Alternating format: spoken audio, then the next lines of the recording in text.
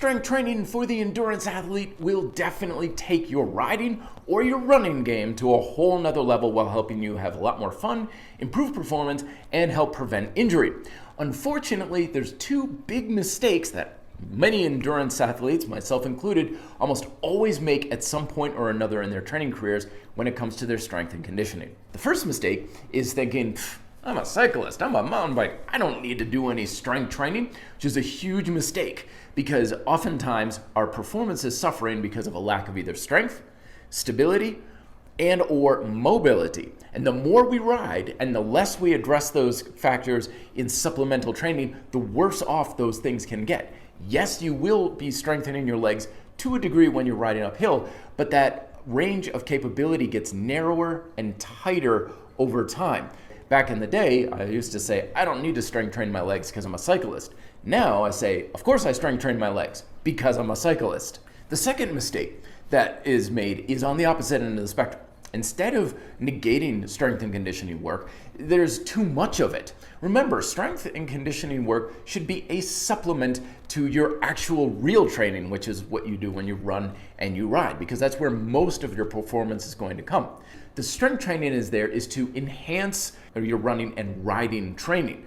If you're spending more time in the gym than you are out on the bike or on the trail, something's out of whack as far as the priorities go. This is why calisthenics training is the perfect method for strength and conditioning methods for the endurance athlete.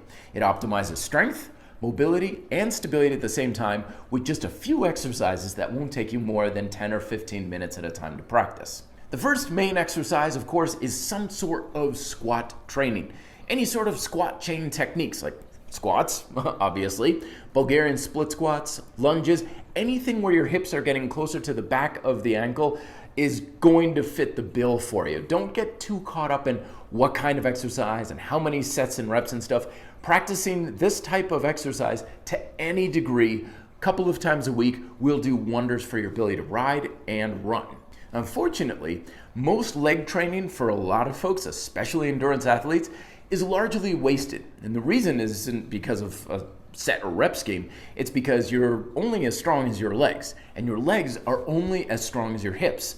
And many endurance athletes, especially as cyclists, have chronically weak and tight hips, largely because we're in the saddle all day.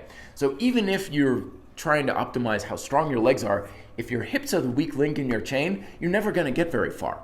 That's why I recommend this overcoming isometric exercise with just a simple yoga strap, or you can even use just like a belt that you may find around. Sling it around your ankles and have about 1.5 feet width between. Then you're just standing on one leg and you try and stretch the belt, break it apart if you will. You pull to the side, pull to the front, and pull to the back. This is an overcoming isometrics, so the resistance on your muscles is always in direct relation to how much force you put into that band.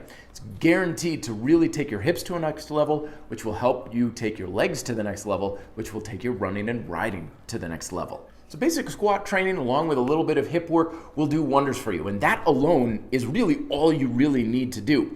But I also recommend supplementing it with extension and flexion chain work, specifically something with the bridge type of exercises. You're laying down, you use the back side of your body, particularly glutes and hamstrings, to stretch the front side. This is especially going for cyclists because we spend so much time hunched over that our posterior chain usually is pretty underdeveloped, and our flexion chain or anterior chain is tight and very, very constrictive over time. And last but not least, I highly recommend some sort of progressive plank variants. And the plank variants are great because your core strength and stability does a lot for improving your full body efficiency and getting you to get the most power out of your body as a whole. This is especially the case for climbing. If you're going up hills and you're kind of pulling on the bike, you want to have a lot of strength in your core so that you get rid of a lot of extraneous movement in your upper body that's essentially just leaking energy and preventing you from getting as much power as you can.